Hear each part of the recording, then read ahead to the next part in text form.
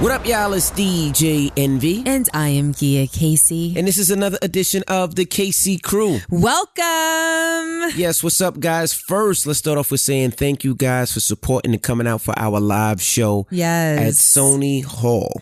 Had such a great time. New venue, beautiful venue. It was a great place. It was a nice little sexy spot. Nice little sexy spot. Yeah. And everybody who came out, we just had a great time. Everybody who participated in our fantasy conversation. Trav, we're talking about you. Trav as well. Sorry for the backlash. Yeah, well, we couldn't control that. Yeah, Trav, we had a good time, Trav. And then everybody who came up and just talked about their experiences. We really appreciate you guys. I know it takes a lot to come on that stage and be honest and be free and not worry about being judged. And we appreciate you guys. Thank you so very much. We're going to do another show. I think we're going to do a game night. We just got to figure out how we're going to do the game night. Right, we've talked about that. Yeah, we're going to figure that out, and then we'll do that hopefully before end of the year, and we'll just have another great event. We just love seeing you guys, love chopping it up and meeting you guys, so we'll definitely do another event coming up before the end of the year. Yes, and shout out to everyone who did the meet and greet. It was my pleasure to meet you guys and to hug you guys and, you know, to hear about the fact that you listen to the podcast and the fact that the podcast plays a significant role in your relationships. Right. I mean, there's nothing more rewarding than hearing that and hearing it in detail. I mean, it really fuels the podcast. Like those DMs, those emails, meeting you guys, that's really what makes it worth doing the podcast and, you know, bearing our soul to you guys. You know, I didn't say this to you before. It's one thing when we talk about our private lives on this podcast because it's just you and I in the room. Right. I'm looking at you, you're looking at me. Most times, you know, I'll go back and listen to the podcast and that's cool. But to watch it on YouTube, to watch the live podcast, and especially considering the content was, you know, personal and intimate, I was just like, wow, it really felt to me as though we're being open to the world. I guess when we do it here, it doesn't feel the same way. Right. But watching it back, watching the video was really like, ooh, okay. A little bit of a different feeling, you know? Absolutely. And if you don't know what we're talking about, the live podcast is up on YouTube, so you can go watch it. All right. Not only can you hear it on SoundCloud, iTunes, iHeart, and Tidal, you can actually watch us on YouTube. Watch the whole show on YouTube. We don't do too many shows where we tape it, but you can actually watch that full live show on YouTube. So definitely go check it out. Well, the full podcast, because Major Hype performed, but we didn't show his performance on YouTube, and Lil Mo performed. We didn't show her performance. And Reese the comedian also performed. We didn't show his performance. We just didn't want to, you know, use their sets. I don't know if they use their sets again or whatever they do with their comedy. We just didn't want to put their stuff out there. But you get to see the podcast, you just minus the comedy. So check it out and let us know what you think. Yes. Now, last weekend we were out in Bermuda. Shout to the island of Bermuda, the premier. That's what they call, I guess, the person that runs. You know, here in the U.S. we have the president. In some places they have the prime minister. In Bermuda they call him the premier. And we just want to shout him out and his family, who showed us such an amazing, wonderful time in Bermuda. Yes. We had a great time. Wonderful time. The island was beautiful. So just thank you guys. And we look forward to coming back to Bermuda. Yes. We did get into one little snafu in Bermuda. Is that what you call it, snafu? I believe it's snafu. They knew what I meant. And you called it little? It was a little because it ruined the first part of my trip. Yeah, it ruined the first part of my trip as well. Well, let's explain it. And I'm just saying, just be conscious of this conversation because I don't want it to go left. No, it's not going to go left. It can't go left. But anyway, it went left when it played out. So I just want to give you a heads up. Well, you know why I went left. Well, let's explain it. I'm just giving you a heads up to be conscious. That's all I'm saying. Right. You can't put a piece of steak in front of a lion's mouth and just be like, sit. He's going to attack the steak. So whatever happens. I'll explain. During this conversation is what you're saying? No. Well, let's talk about it. Now, we were out in Bermuda for something called Cup Match 2018. Now, Cup Match is... Cup Match. They do this every year. It's a huge cricket game. And it's probably one of the biggest things on the island. Bigger than Christmas, bigger than New Year's Eve. And it was such an amazing event. So we were out there with a host of other people. Terrence J, shout out to Terrence J and his girlfriend Jasmine. Shout out to his manager Fred. Shout out to Chef Roble. Shout out to Miss Diddy LA, who's a promoter, and she does so many events out in LA. There was a lot of people out there. Angela Yee was there. If I forgot your name, shout out to Wayne, who works with Kevin Hart. There was a lot of people out there. So we were out there at Cup Match, and Cup Match is at this huge, I guess it's an arena where they play cricket. Mm-hmm. So we were there, so many people there taking pictures, saying hello. We were having a good time. And I was taking pictures, and you can explain from here. Okay. So to give you guys a visual, we were in a section, like a very large section, and we were guests of the premiere. So in this section are all the people that Rashawn just named and some other people that we have no knowledge of. Mm-hmm. So while we were there was a guy who was consistently trying to make eye contact with me. Mm-hmm. And every time he looked in my direction, I looked away. We were having a great time. We were dancing, Rashawn and I. We were... cuddling, canoodling. It was very clear that we were a couple. Like that could not have been lost on anyone. And it was about time to leave. Mm-hmm. And I was sitting on a couch. Right.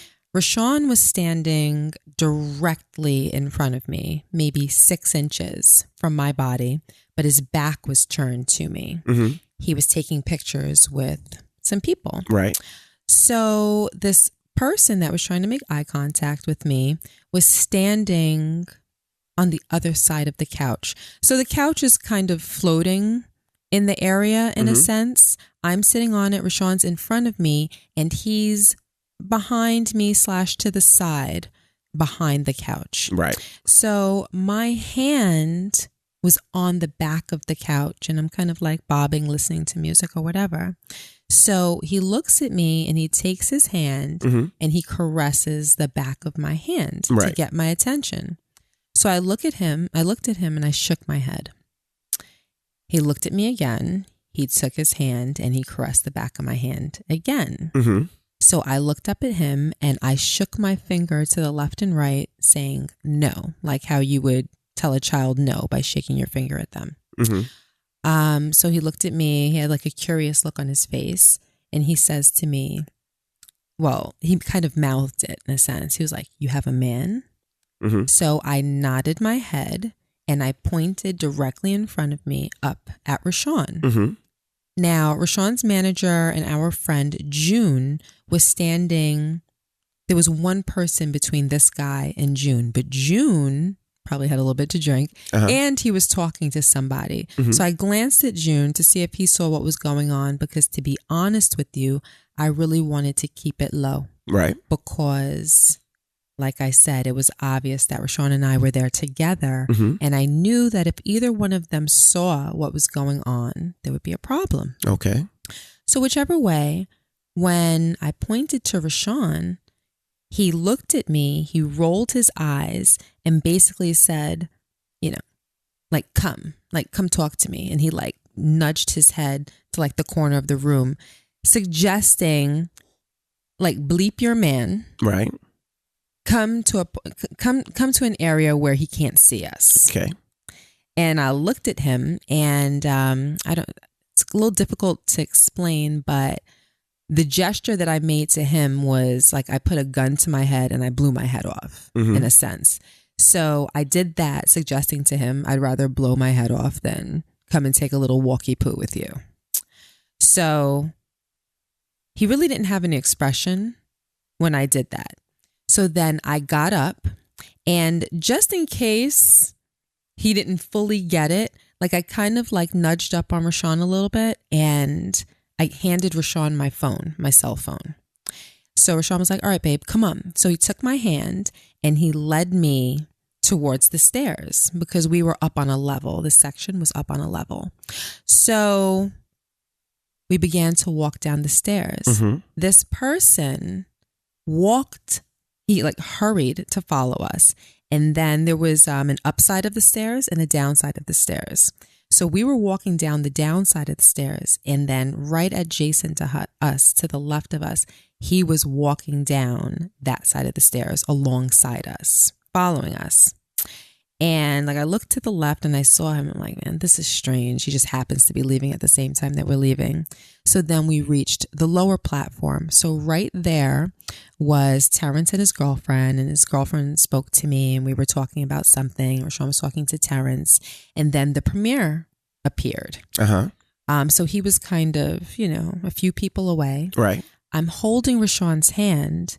This guy was on the platform with us, and he reached behind me and like caressed my back, and then like dropped his hand down to my butt and then grabbed my butt while I was holding Rashawn's hand. Right. And that made me feel extremely uncomfortable. I looked around more so to see if anybody saw, because I didn't want a fight to break out or for it to turn into something. Right. So Rashawn says to me, because around this time, Rashawn, the premier had said to Rashawn, like, come to a different section where my family is. And I guess he was going to introduce Rashawn to his family. Mm-hmm. And Rashawn said, you know what, babe, wait here. I'll be right back. And I said to Rashawn, I was like, you know what? Don't leave me here. And he was like, why? What's going on? I was like, just don't leave me here. Mm-hmm. And I was like, where's June? And he pointed up to the stairs. I looked and I saw June, and I was like, tell June to come. And John's looking at me curiously, like, what's going on? And I'm like, someone just made me feel uncomfortable. And he said to me, well, what happened?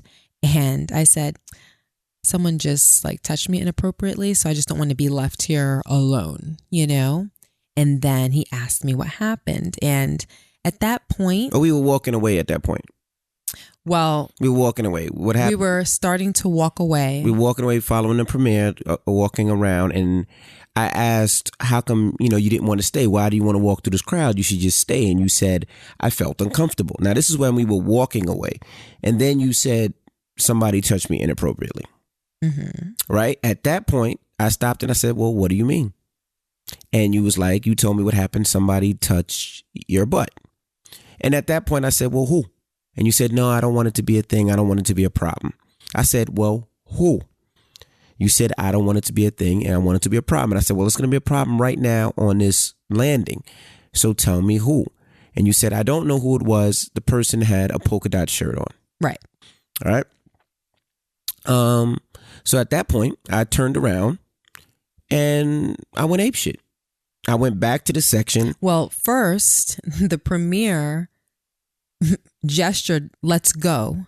And you said, you know what? Hold on 1 second. I got to go back upstairs. My wife left her sunglasses. Right. You were so out of it at that point that you didn't even realize I had my sunglasses on. Yeah, I didn't give a fuck at that point. At that point, I was like, all right, well, I'm going back to the section. And I'm standing right next to you. And I know he's sitting there like, yeah, but your wife has her sunglasses on. Right, yeah. And you said it so abruptly and so, like, you were so hyphy.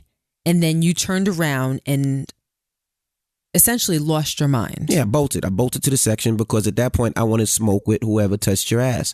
And I thank God that person wasn't there, but I was looking for anybody with a polka dot shirt. There was one dude in there with a polka dot shirt. I was gonna beat his ass. It got to the point where I lost my mind. Yeah, somebody disrespected my wife. Yeah, I was gonna lose my mind, and I pretty much moved the whole section to the point where I was moving everybody out the way, throwing everybody out the way, looking for anybody with a polka dot shirt on. Yeah, there was a person that had a navy blue and white polka dot shirt, and it was like little polka dots. Like, yo, was that him? And I could just see the look in your face. You looked like you were about to tear anyone apart. And I'm like, no, it's not him. I don't see him. I think he's gone now. Right. He's not here. I don't see him. And I could tell you didn't believe me. it was clear that you didn't believe me. You, I think, thought that I would have told you anything to avoid a problem, which I may have. I was just praying that he wasn't there. You know, when we got to the end of the platform before we went up the stairs, like I grabbed you and like I threw you up against the fence, and I was just like, just chill, just relax for a second. Think about what you're doing. And, you know, part of it was also, you know, we're guests in this country, and, you know, you don't want to do anything to disrespect the country. And not that I don't understand why you felt that way, but all I wanted was for you to take a moment to collect yourself before you did something rash and impulsive. Yeah, this is what you don't understand. I don't give a fuck. Like and I'm not talking disrespectful to you, but I'm just telling you how I feel. No, I understand. I don't give a fuck about anybody's country. I don't give a fuck about getting arrested. I don't give a fuck about none of that. If you disrespect my wife or disrespect my family, it is what it is. If I got to sit down for some time, I don't care. You touch my wife's ass, I want all the smoke. See, hold on. And the problem was you didn't tell me. So now, what do you mean, when it happened? Now I'm out there looking blindly for somebody that knows who I am, that I don't know who they are. Right. So now when I'm there, you're grabbing me, grabbing me, telling me to chill. People don't know what we're talking about. I'm pushing people out the way because I'm trying to get back to the section to see whoever it is. Because at that point, I wanted to smoke. I mean, clearly. So when it comes to it, you know, and part of the problem I had was if something happens, you have to tell me right away. Because in that situation, now I'm turning around. I don't know who I'm looking for. He sees that person could have seen me getting upset and come into that section. He has the upper hand. He knows, he could know, oh, she must have told him. So right, me coming up to that section, he could have smacked me over the head with a Hennessy bottle. Right, I understand what you're saying, but all of that could be avoided if you take a moment to collect yourself. Okay. And you don't to understand. See, here's the thing. The problem, one of the problems is that you revealed yourself because you were so angry. So yeah, anybody would have seen you coming. You didn't take a moment to get your stuff together. Not that I wanted there to be a problem at all, but if you were adamant that that's the way that you were going to handle it, there's a way to do things. And you went upstairs, like you said, ate bleep, and you lost your mind. And you're looking, you're asking, anybody see a person with a polka dot shirt? Everybody's looking like, what's wrong? Envy, what's going on? What's going on? What happened? Because what made it worse is you're telling me as I'm walking away from the section, but right? Here's the thing. So now I'm like, I have to get back to the section before that individual leaves. So if you would have told me in the moment, I wouldn't have been as wild because I would have seen dude and then I would have approached it immediately. No. Let's be let's be honest. If I told you in that moment, there would have been a fight in that moment. It was going to be a fight regardless. The point is, I would not have told you at all. We would be sitting here doing a podcast talking about an email or how wonderful of a time that we had in Bermuda. I would not have told you at all. I just would have taken it on the chin like, yep, got disrespected, but whichever way. And then, because to me, it's far more important that you're safe than that I was disrespected. Okay, then. Because hold on one second. You're in this person's country. You don't know who he is. You don't know what type of person he is. You don't know who he knows. You don't know what he has on him. So you turn around, I tell you, let's say in the moment when he touched my hand, and you know something, let me be clear. If I was there and, you know, I wasn't there with somebody, I'm not there with a boyfriend, I'm not there with my husband, and someone flirts or, you know, tries to make a gesture or whatever, there's nothing wrong with that. The problem was when I told him that you were my husband or that I was with you. You were my man is actually exactly how it went down. When I let him know that you were my man and he gestured for us to go somewhere, that's when it became disrespectful. When we went downstairs, when he followed us downstairs and we got to the platform and he touched me while I was holding your hand, that's where it got disrespectful. But in that moment, when it became disrespectful, if I were to tell you, Rashawn, this person's being disrespectful. It would have been a fight. And I would have put you in a predicament where neither of us know if he's there with 5 people, 10 people by himself, if he has a blade, if he has a gun, if he has a knife. You never know. So for me to put you in that situation by giving you some information where I know my husband and I know he's going to act impulsively, that would make me negligent. That would make me negligent. But let me tell you something, right? Which you don't understand, right? Men are vindictive and men do things to feel one up on somebody. Obviously, he knew who I was and touched your ass because it gave him some kind of high knowing that you had a husband and he did it anyway, right? Right. So let's say I agree with that 100%. Let's say we get back home and, because he wanted to feel that high and said something on Instagram or social media. So I'm explaining it. To you, it's nothing. Like you don't, and this is the difference between me and you and me and a lot of people. I don't play this shit, right? For me, if you disrespect my family or disrespect my wife, I want all the smoke. And although somebody might think it's over, it's never over for me. I continually try to ruin your life. And you've seen it in the past. You've seen it in people, and we don't have to talk about it, but you've seen it in the past, and you know how far I go to ruin somebody's life and to really stick the dagger into somebody. Like, that's how I do. And for that, I would want that smoke, and I would never let that go. And to continue the story, so after I wild out in the section, dude is gone and everybody's trying to figure out what's going on. And I want to shout to everybody that came. And that's one good thing I would say. When you're out the country with a bunch of people from your country, everybody sticks together. Fred Terrence was already shirts off like, what's up, Envy? Royce the 5'9's manager, Nino, what up, Envy? What's going on? Harry O, Envy, what's up? Like, everybody was ready, didn't know what happened, but seen me and know that I don't act like that and was ready to jump. And I appreciate you guys. But what it did was it pretty much ruined that day and the next day, because what wound up happening is that night, that was a daytime event. That nighttime, we had a party, right? Mm-hmm. So what did I do? It was a reggae versus soca clash. So what did I do? I went through every picture that I took at that cut match until I found a person with a polka dot shirt on. Mm-hmm. And I found it. So now I have a picture of dude. Mm-hmm. So now as soon as we go to the soca versus reggae party, what's the first thing I do? I go to somebody at the party and I was like, yo, what's up, bro? Yo, you see this person right here? I took a picture with him and I want to tag him. What's his name? You know him? Oh, that's so-and-so. Boom, got a name. Mm-hmm. Oh, word. Oh, that's his name. Okay, cool. What does he do out here so I could tag him? Is he a rapper? Is he, is he a hustler? What does he do? Oh, he's a regular schmegler dude. He just does IT out here. Oh, word. Boom. Now I got his first name. I got his last name. Now I know what he does. So now I'm okay. Oh, that's what he does. Okay. All right. So now what happens? We at the club that whole day. And what am I doing at the club? Well, it was just, it was a bad time. What am I doing at the club? It was a bad time.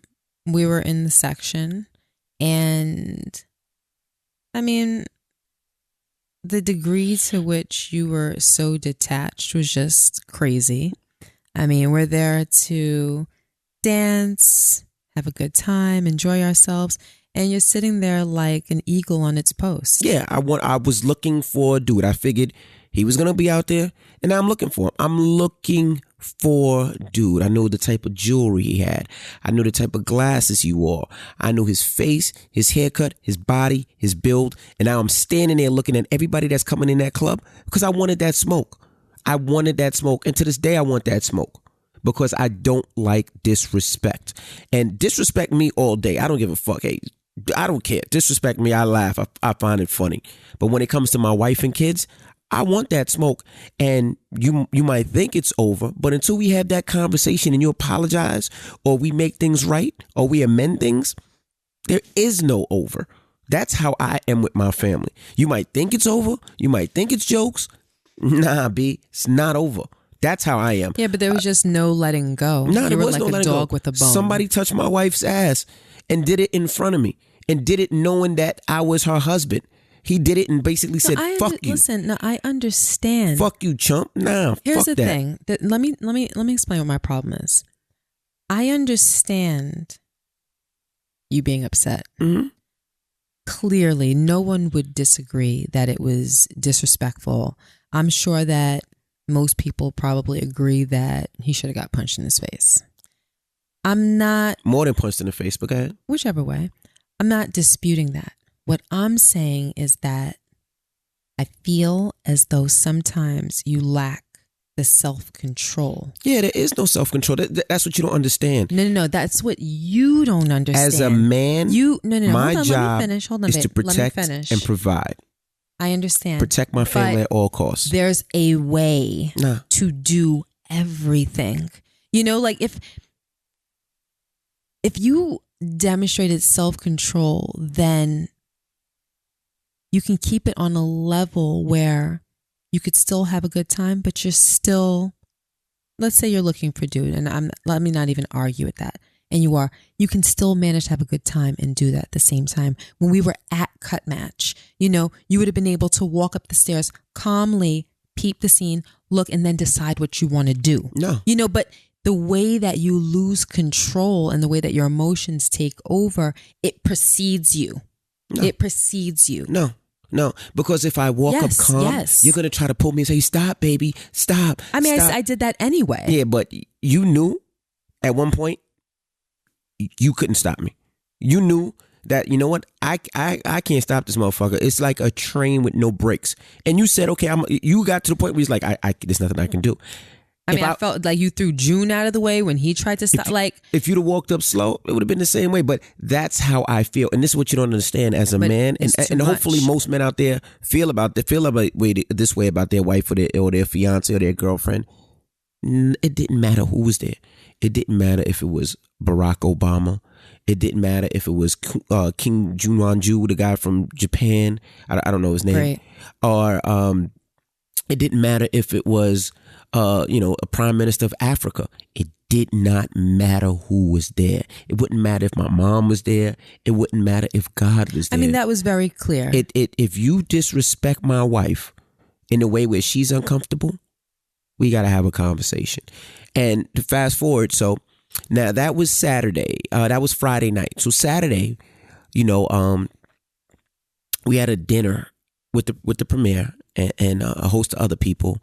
We went to I think he was a billionaire, or this guy had a magnificent, beautiful home, and he put together this beautiful dinner on the ocean. So we went to the guy's house first. If you've seen the pictures, that's where Gia and we took the picture. Gia had a champagne bottle she was drinking through a metal straw. That was that picture. That was at this guy's house. Mm-hmm. And when we were there, we had to get to the beach. So it just so happened the buses to take us to the beach, they left for some reason. And everybody pretty much had to jump in cars to get to the beach. So we just happened to get into the car of the, I believe he's the Prime Minister of Defense. Prime Minister of Defense. Right. So he pretty much handles anything as far as, I guess, the police department, the military, anything that has to do with defense of the country, he pretty much handles. And his beautiful wife is a judge. Yes. And we get in the car with them, and people knew the situation. Everybody knew what happened because I wilded out, and as I should have. So, he apologized, again profusely, yes.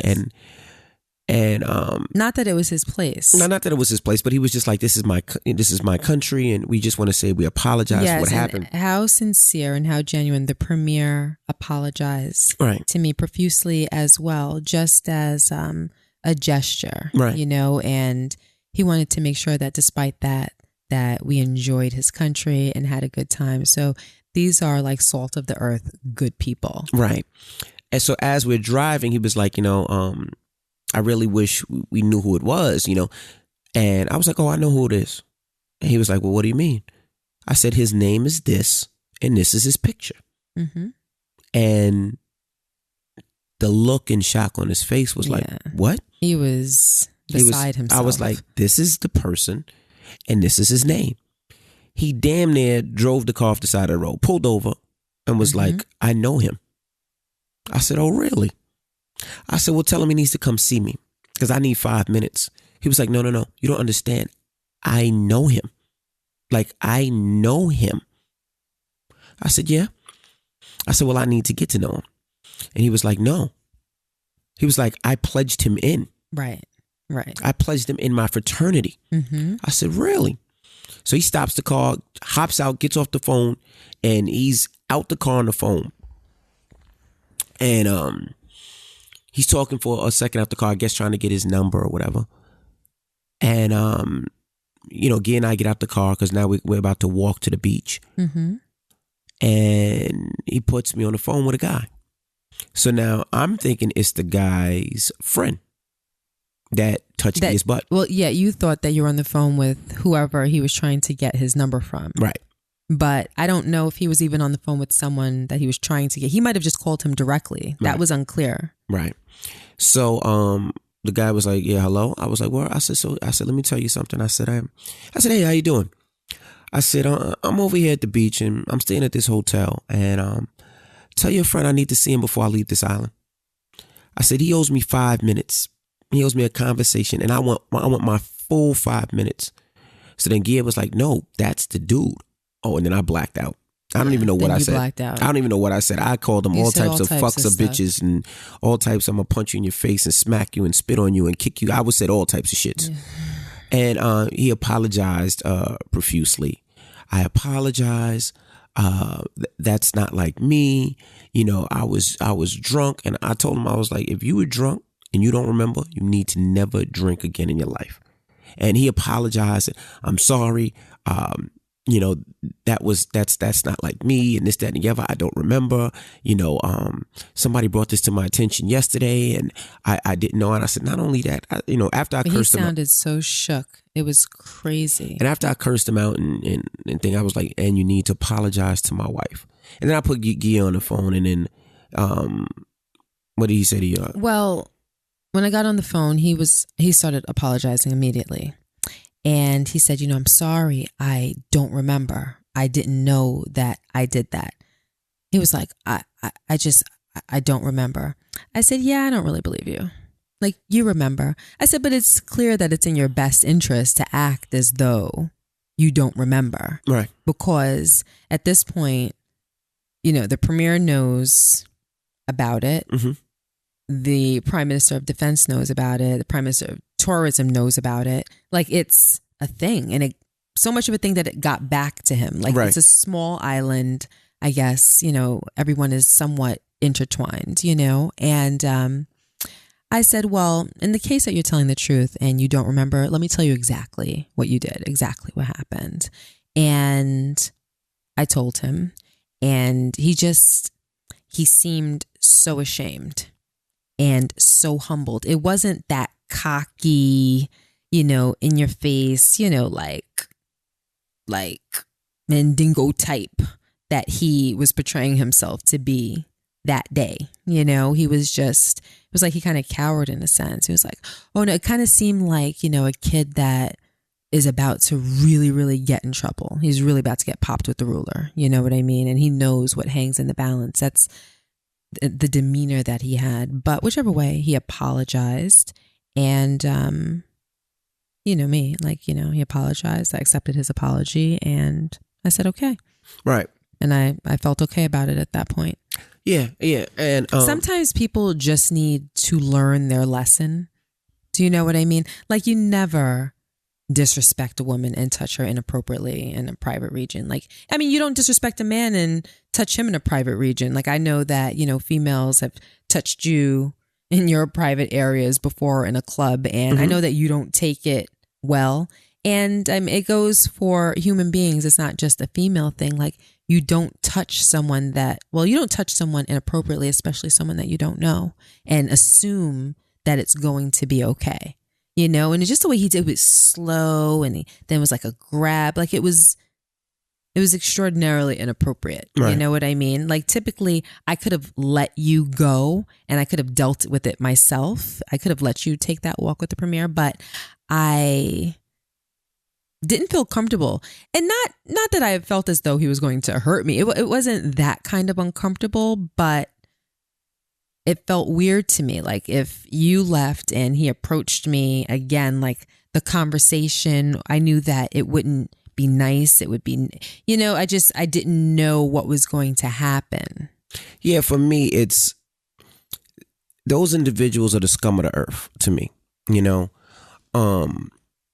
and I remember going to, as a kid, going to 4th of July, going to Miami Beach, going to a lot of these places where it was big weekends, whether it was 4th of July weekend, Labor Day weekend. And I would see people and men grab girls' asses as they walk by. And I always thought those individuals were scum. Right. And no matter how many times we went out there and I was out there with my friends, the people I was with, never did that. Right. Never disrespected a woman. And a lot of people did. And, I always felt so bad for females who went down to those events, who went down there to have a good time and went down there to enjoy themselves. I always felt kind of a sucker that I never stopped or tried to protect anybody or protect women when I seen it. But I was so small and dudes were down there with 30, 40 deep and it was just always like 3, 4 of us.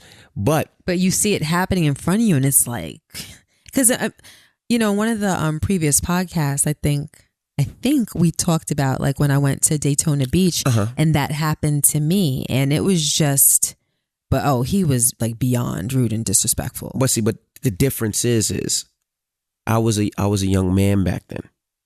See, for now, I'm a man, and when it happened, not only him touching your ass pissed me off, all I could think about was, what about my daughter Madison, right? Mm-hmm. Who, let's say, is in college and said, you know what? I want to go with my friends to Cut Match to Bermuda. Mm-hmm. And she should be able to go out there and enjoy herself and have a great time. And not have about a motherfucker touch her ass. Let's say she wants to go somewhere else, and not have somebody say, you know what, I'm a touch her ass. And she should have that freedom and not be fearful of somebody to do that. Right. So, and you also have to think about the mentality of someone that thinks that it's okay to do something like that. And not for what nothing. else do they think that it's okay to do? Right. And not only do you that. understand what I'm saying? You don't know what kind of person you're dealing with. I do understand. And I also looked at it like if he didn't get checked, he might have did it again and again and again and again and again because he never got checked. Mm-hmm. This dude probably will never do that again in his life because he knows, one, he got checked by me, and one, he knows I wanted all the smoke, and two, he knows that the premier of the country knows who he is and knows what he did. Right. So now it was a very shameful thing, like just being part of the experience. Right. So now they look at him differently. It was a very shameful thing. They look at him differently. And something, I was impressed at the degree of respect that they showed us. Absolutely. It was so impressive. And I was more impressed with the seriousness that they treated the situation with. Absolutely. I mean, it was like at everyone's attention. And, I couldn't believe how many people came up to me and people had nothing to do with it, apologizing that we had that experience in their country. Absolutely. So it was and I want to say thank you to the premier and to the premier of, is it Prime Minister of Defense? I think he's the Prime Minister of Defense. I mean, everybody out there wife. was so nice and they wanted to get to the bottom of the situation, and we did. Dude apologized. We will be back to Bermuda again. And again. Sooner than you guys think. We had such an amazing time. Yes. Everybody showed so much love, and we just wanted to say thank you. But we didn't tell this story to shit on Bermuda because we had a great time in Bermuda. I just wanted to tell this story. Of course not. One person can't represent a whole country. Absolutely. Not at all. Of course not. I just wanted to tell that story because, we tell our lives, good, bad, and indifferent. And I just wanted to know, for people out there, why didn't you tell me as soon as it happened? Wait, you're asking me? Mm-hmm. I think I explained that. I didn't tell you when it happened because I knew how you would react. And if you reacted the way that I knew that you would, that would have meant that it would have resulted in a fight. Mm-hmm. And let's say he was with 10 guys and you're not.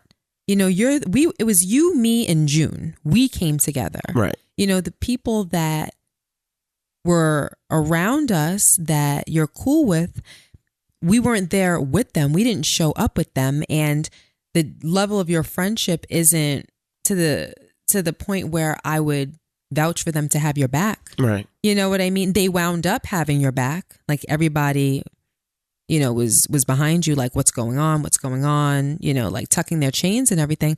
But there's no way for me to have known that. All I know is that it's you and June, and I have no idea how many people he's with, what he has on him, or what type of individual he is. So let's just say I would have told you in that moment, you swung on him, and next thing you know, you're swarmed by 12 dudes and you're getting jumped. Right. Would it have been worth it for me to tell you that someone touched me? You don't want me to answer that. Well, the Yes. answer is no. It would be and I worth it. think that most females probably would agree. I don't want to see the person that I love get into a fight. Even if, you don't end up with the short end of the stick, I don't want to see you get into a fight. And I would never voluntarily put you in a dangerous situation, especially one that would jeopardize your safety. All right. Well, That's not something that I would do. And like we on the verge of argued about this, I think. And I mean, you were more mature than you usually would have been. We got to the point where it could have gotten nasty and you just chilled and let the conversation go. But I asked you, I said, how would you feel if it was Logan?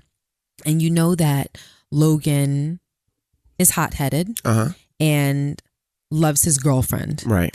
And someone touched her butt, touched her hand, treated her inappropriately. And she told Logan, knowing that Logan is going to try to defend her honor and swing on a person, especially in a situation where you're not very aware of your surroundings. You can't really reasonably figure out how it's going to end up.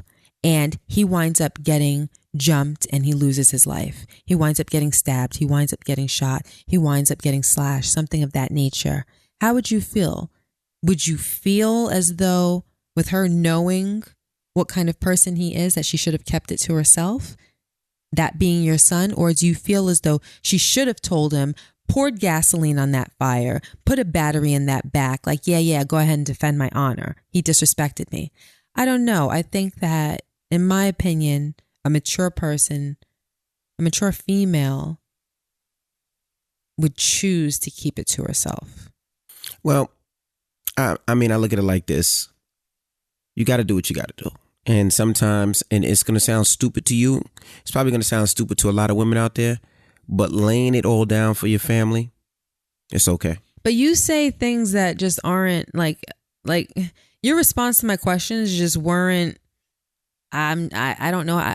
I'm trying to figure out a way to not be rude about it, but I'll just leave it by saying I really disagree. Like I asked you because we were going back and forth about, the fact that I didn't tell you when it happened. Right. And I asked you if I did tell you in that moment and it resulted in a fight and you wound up losing your life. Mm-hmm.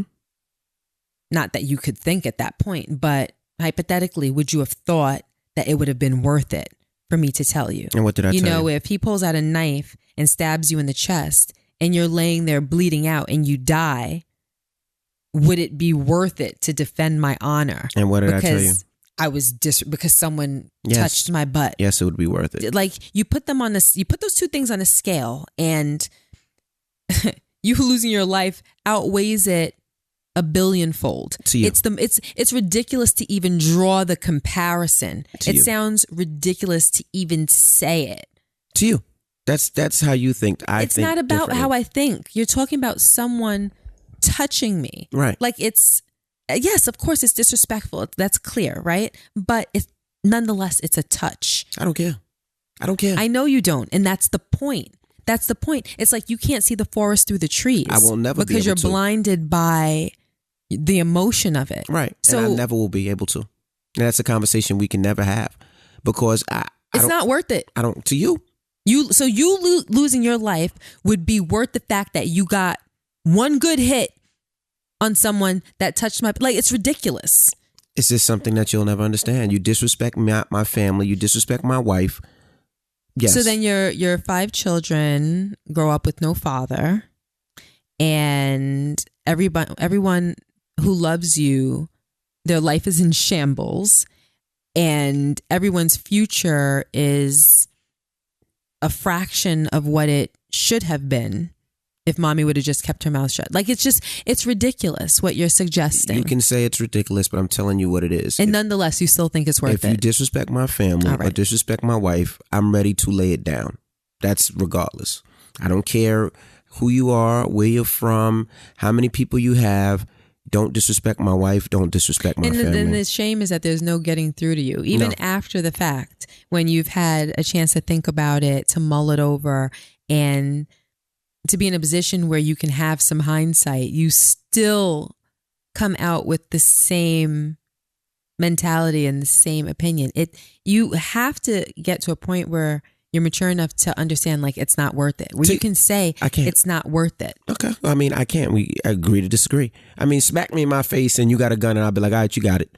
Smack my wife in the face and I'm there and you got a gun. I'm like, all right, well, somebody's going to die tonight.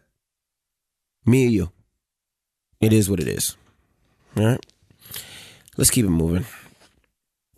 Why are you looking at me like that? It's the 90-day countdown known around the world.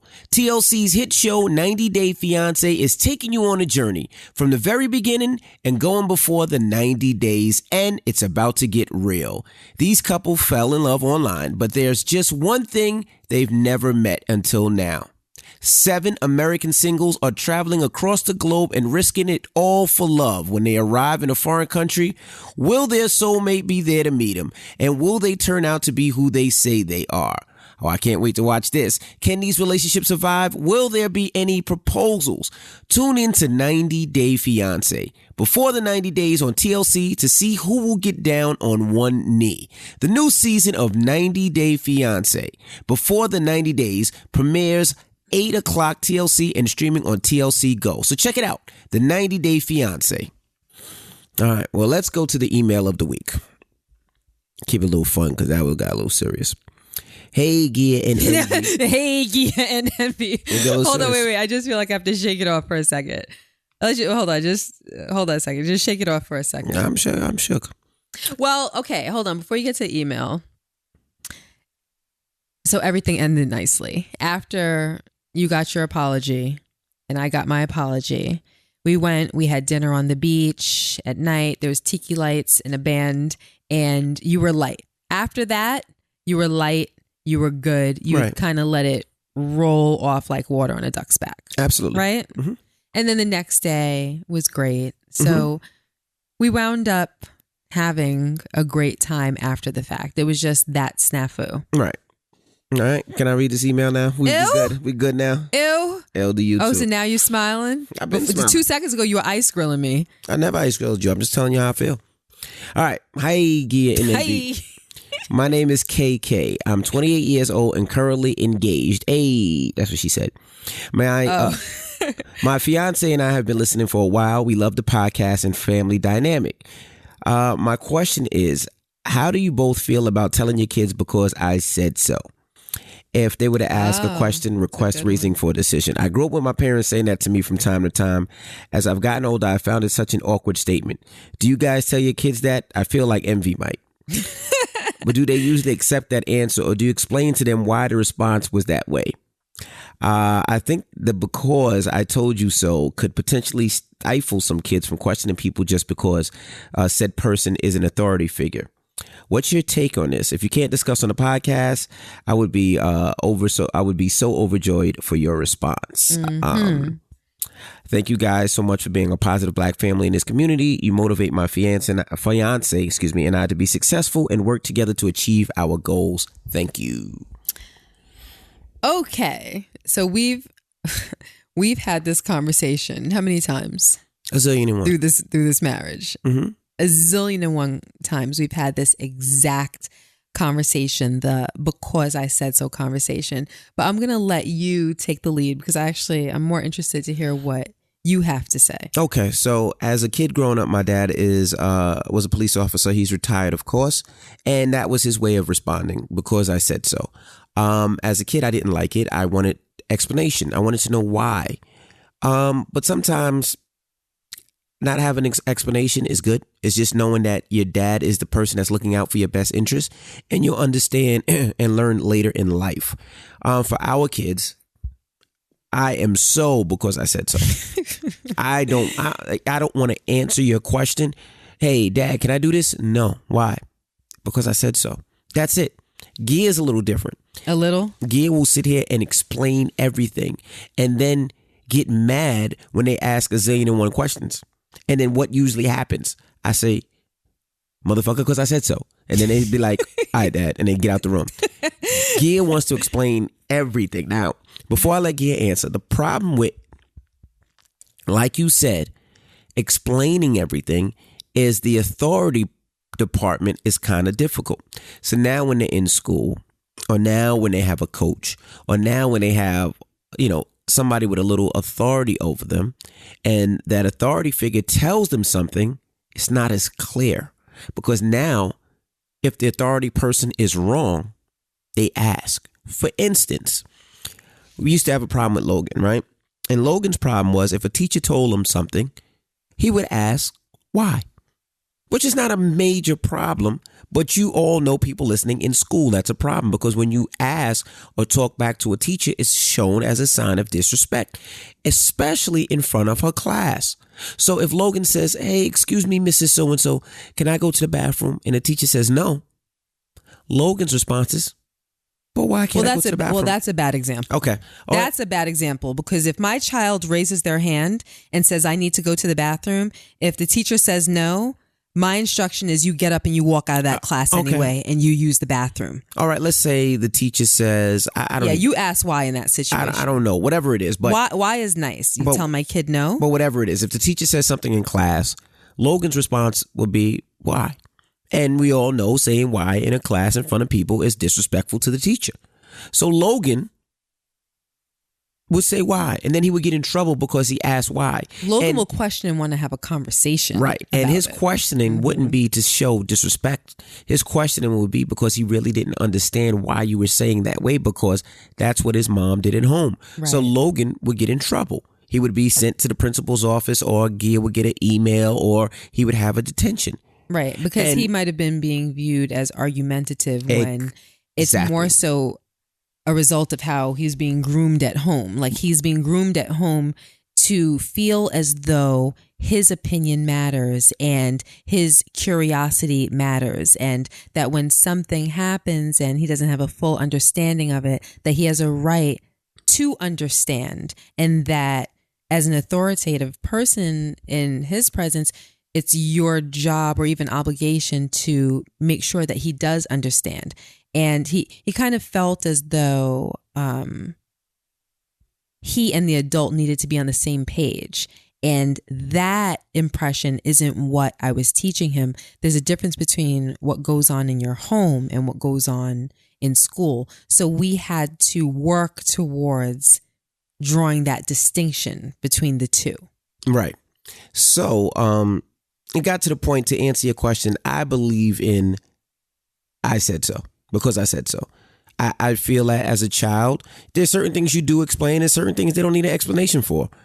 Gia explains everything. I feel my way works better. I don't have a bad relationship with my kids. I'm sure they hate when they say that.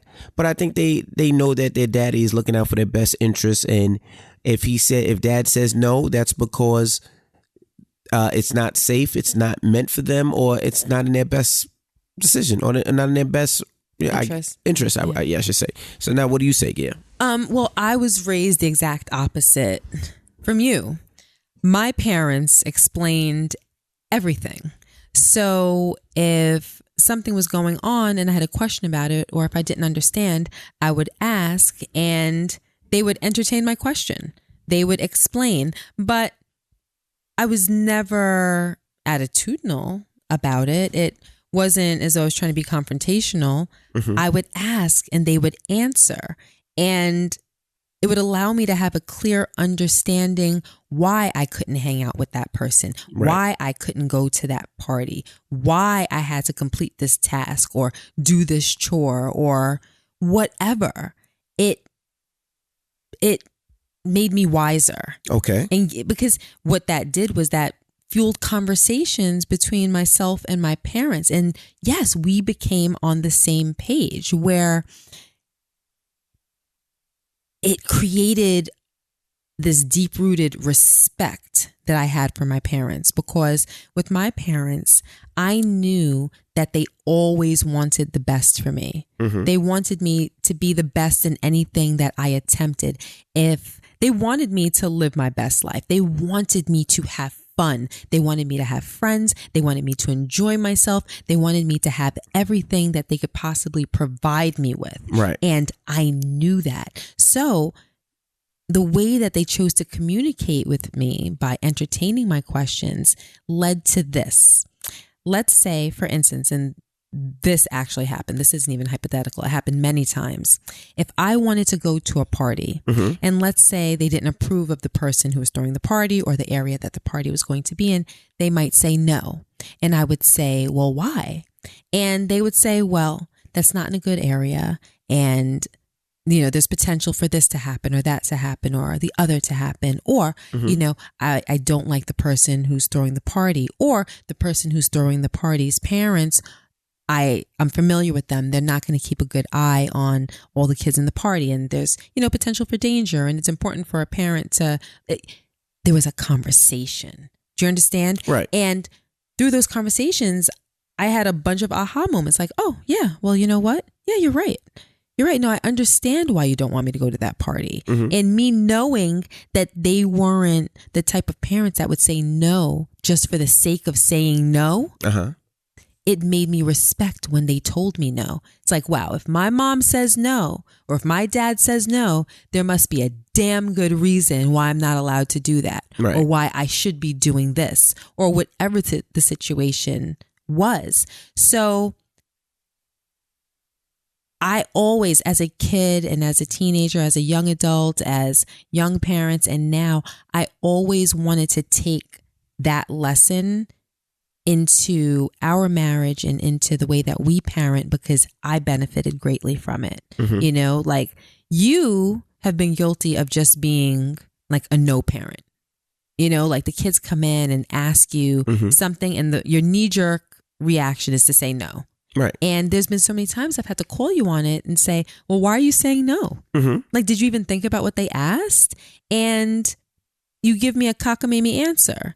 And it's an answer that just shows that you didn't really think about it. You're right. And where, you realize like, wow, why is it my knee-jerk reaction just to say no? See, right. My parents weren't no parents. My parents were yes parents. My parents were, all right, well, all right, you really want to go to that party in an area that we don't love? How about we're going to drive you there, you and your friends, and we're going to sit outside the party for 3 hours while you're in there and have fun, because in case anything happens, at least we're right there. Right. My parents were the yes parents, so they did indulge me by giving me explanations. So that's why I do that with our children. I think the answer for the emailer kind of lies somewhere in the middle. Right. Because there have been times where I've been in conversations, especially with Logan, sometimes with Madison, but very rarely with Madison, more so with Logan, because Logan's a lot more like me. He's inquisitive. He really wants to know. He really wants to understand. He can be a little argumentative if he disagrees. Like mm-hmm. He's a lot like I was when I was his age. So with him, sometimes I'll engage in a conversation and it just goes too far. Right. Like it gets too long-winded. He goes into attorney mode, and I'm like kind of shocked at how good he is at doing that, and like really, really nailing his points in, like really sending it home. Like he's very good about that. And sometimes it goes too far, right. Where I'm like, listen, we've been on this topic. I've been explaining to you why, or whatever my feeling is for the past 20 minutes. you disagree with me. I understand that, but this is the way that's going to be. So now we're done talking. Oh, but mom, please, like 2 more minutes or 5 more minutes. Like, please, because I really don't understand, or I really disagree. And I really don't think that you understand my point. And I really think that you need to understand my point, or maybe this. And I'm like, listen, believe me, I'm part of this conversation because I'm interested in hearing what you have to say. Absolutely. I have heard everything with my ears are wide open. I understand Logan. I happen to disagree with you. So this is the way it's going to be. And then he still wants to continue. So it gets to the point where I'm like, you know what? So now you're going to get the because I said so. Absolutely. Now get the hell out of my room. And that's what like we're done. And be like, because I said we're so. done. So like Gia said, so I think it's somewhere in the middle. Somewhere in the middle. Right. Like you explain to your kids, but what they have, this is how I put it. You have to make sure that they understand that your explanation to them is a courtesy. Correct. It is a courtesy. You are explaining to them because you are being nice and you want them to have a full grasp on whatever is going on. Absolutely. But it's not because they're entitled to that explanation, because most kids don't get an explanation. So if they take it too far and start to take up too much of your time and you can't watch The Bachelorette. Oh, whoa, that just became too personal. You might just have to kick a kid out of your room. Right. You know what I mean? So that's how we handle it. I think that there are because I said so times, and I think that there are explanation times. As an adult, you decide which, where, and when. Right. Well, I agree with you. And it's time for me to get up out of here, baby. I got to get to work. Yes. So people, let me see what time. It's 4:23 in the morning, Wednesday, August 8th. That's what my iPhone is telling me. Yep. So the podcast should be up in a couple of hours. All right? Yes. I woke him up. I said, we are not putting this out late. Right. So the podcast will be up, and we just want to say thank you guys for riding with us again. Don't forget, if you have comments or questions, you could always hit us in the DM or email us, thekccrew@gmail.com. That's THEEKCCrew@gmail.com. Also, I just want to put this out there. November 3rd, I'm doing my first annual car show. I'm very excited about this. It's going to be at the Meadowlands Expo Center in New Jersey. So it's right over the bridge. It's going to be indoors, so we don't got to worry about the weather. I'm putting 7 of our cars in the show. It's going to be a bunch of celebrity cars, 50 Cent's car, Fabulous's car, Hood Celebrity, and a couple of other people will be involved. So I look forward to seeing you guys there. Tickets are $20. The first 1,000 tickets are $20, and it's going to be a family day. So it's not just going to be only dudes it's going to be family day. We're going to have jumpies for kids, face painting, of course, all type of cars and demonstrations. So again, look out for the post. I'm going to post it on my Instagram probably today. First 1,000 tickets are $20. It's going to be nice. We're going to be some special performances. It's going to be some good music. Gia will be there. My kids will be there. I said my kids. Our kids will be there. I was about to say, you got something I don't know about. Our kids will be there. So that happens November 3rd. So I look forward to seeing you guys. It's a Saturday. It's going to be all day. We're going to have a lot of fun. So look out for that. All right. Actually, it's going to be announced today. So later on today. All right. So we'll see you guys on the next one. I'm DJ Envy. And I am Gia Casey. And that was the KC Crew. Toodles.